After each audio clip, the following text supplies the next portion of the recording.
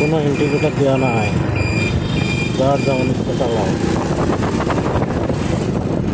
আমি করছো না, কোনো ইন্ডিকেটার কিচ্ছু দেওয়া নাই। কী করলো ওটা, কি ওটা নির্যাত একটু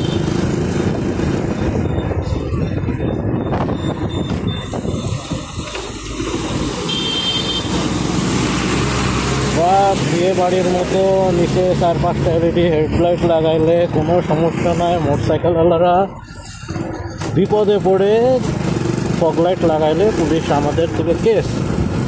এটা হচ্ছে আমাদের দেশের সিস্টেম।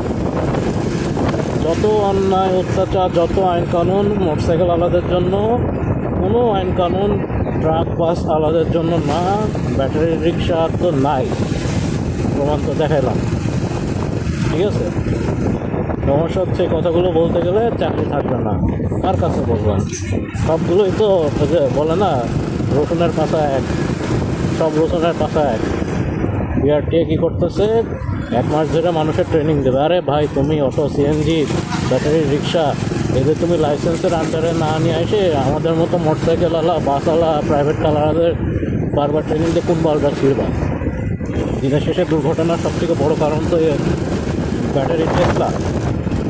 আগে এগুলো কারেকশন করে।